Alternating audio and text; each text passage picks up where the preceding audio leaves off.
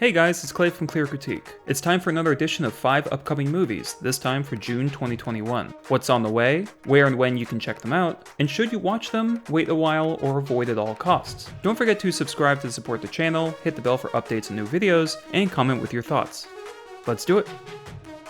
First up is F9, the 9th film in the Fast and Furious saga. If you need a catch up on the series thus far, 1 is fun, 2 is dumb fun, 3 is Top Gun's homoerotic tension but in Japan with cars, 4 is one no one remembers, 5's the heist, I saw 6 in theaters and the only 2 aspects of note were the camera work, which must have been done by someone wearing pogo stilts, and the random guy who managed to sneak a 12-pack Natty Bow into the theater and hand me one true story. 7 has improved stunts but bad editing, and 8 is just chaos.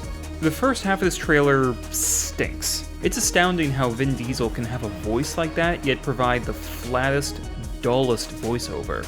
The dialogue is horrendous. The editing tries way too hard to be slick, the bit with Helen Mirren is cringe, and the music is doing that annoying thing where it syncs up with bullets, which for me stopped being innovative about 5 years ago. Please, F9, cut the crap and give me something new or truly crazy. Magnets. Magnets? Magnets! Yeah! Despite the patronizing asides, the film incorporating magnets into car chases is not only a creative concept, but in my opinion a good step for the series. They've stopped being marginally realistic about 7 movies ago. Go nuts. Experiment. Show us what you can do. The action sequences alone brought it out of the avoid label for me, but the dialogue, general try-hard vibe, and Betty Bowl-cut are not notes of promise. F9 will be in theaters June 25th, and I'm giving it a wait. Next is Luca, the newest animated film from Disney and Pixar about 2 Italian boys who must hide from the town the fact that they are secretly fish creatures. Pixar in general has been slipping in quality. Go to Wikipedia and check out their first 11 full-length features, and then read the next 11. The difference is astonishing. Too often do the stories go down the same path. Unlikely pairing of individuals going on an adventure, tie in a theme, tug heartstrings at the end. As inventive as Soul was, the worst aspects were whenever it reverted to this formula. And once again, we have a pair going on an adventure, but this time in Italy. Add in one of the biggest animation cliches of a town with antiquated thinking, and you've got another checklist project from Pixar, papered over with beautiful environments. Except here, while the setting looks nice, the character design feels almost like a step backwards. And can we please do away with the louder, say it louder motivational moment? It's been done to death. This looks like pleasant, familiar fluff. Not terrible in its own right, but I can't mentally Febreze the stench of low effort here. I will say that out of my 5 expectations in this video, Luca is the one I'm the least sure about, because even WALL-E, my favorite Pixar film, had an underwhelming trailer. I'll be the first to say I was off the mark if the film turns out to be great, but I have my doubts. Even for a coming-of-age film, this seems too light, too rote and aimless. Not an artful tale of growing up like Kiki's Delivery Service, but rather a disposable treat. Something you enjoy but still leaves you hungry. The yogurt of cinema. But like I said, I could be wrong, and hope I am. Luca will be available on Disney Plus June 18th, and I'm giving this one a wait.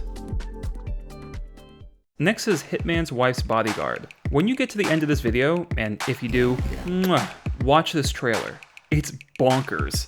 One thing I genuinely like about it is the return of the trailer voice. I haven't heard that in a real trailer in years, and based on the cheese oozing from every surface of this project, it works. And boy is this cheesy. From the title, to the pounding music, to the punchlines, to a mascara-laden Antonio Banderas, I would say this is the stupidest trailer I've seen so far in 2021, if Venom Let There Be Carnage didn't already slide onto YouTube with banana peels for shoes.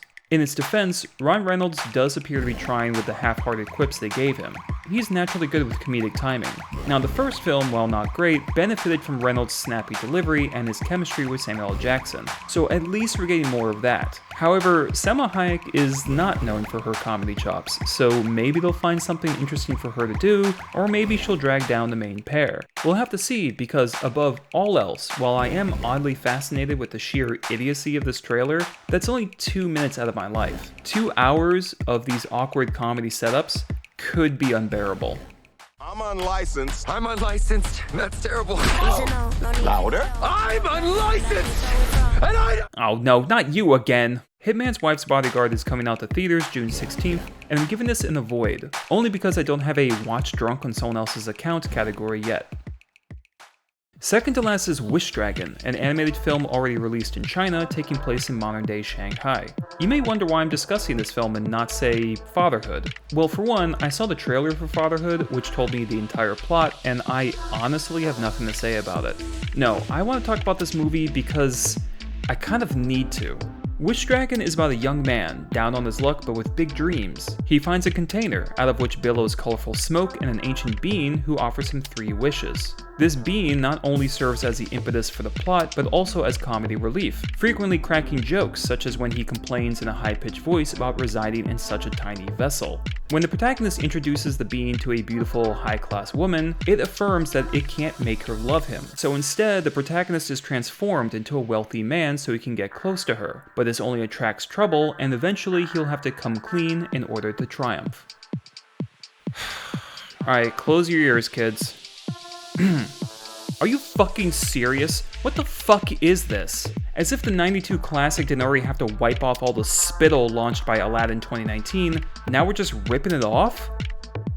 The fact Wish Dragon has this one distinction, I can't make people fall in love with you. No, she's my best friend. almost makes it worse.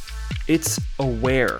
This is a kid copying someone else's paper and changing a couple sentences. Not to mention the animation is rubbery and boring, and the main character talking to a poster of his childhood friend in an almost date-like manner is incel levels of creepy. Netflix has made some controversial choices in the past regarding what movies to promote or even stream, but this one I genuinely can't wrap my mind around. This is unabashed thievery.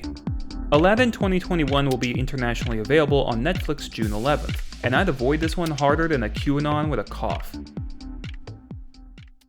Last up is The Conjuring: The Devil Made Me Do It, the third in the Conjuring trilogy. The first Conjuring started this whole universe of horror films, orchestrated mainly by director-producer James Wan, and its overall quality, movie to movie, is almost as inconsistent as the X-Men franchise. Some are okay, some are god-awful, and the first 2 Conjuring films probably offer the most artistic merit.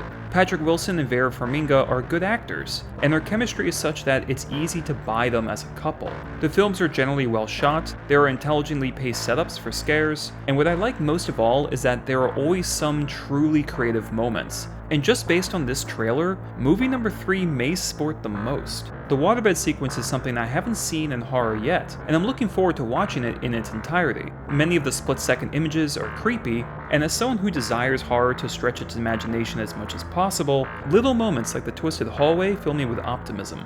I do wish this series, and modern horror in general, would cut it out with the repetitive jump scares. It's annoying because there's a short bit in this trailer that made me nervous watching it, which never happens. It's when the female protagonist is in the woods, and like a light switch, it becomes night and the sound cuts out. Of course, it resolves in a jump scare, but hopefully that's just trailer editing, because it had me for a bit there. So for some creative imagery, strong leads, and the pedigree of 2 solid prior outings, Conjuring 3, which is what it should be called, might be scary, might not be, but I think it'll still be worth a watch. You can see the third Conjuring film in theaters and HBO Max June 4th, and if you want to see a review of it, hit me up, because I'll be watching it.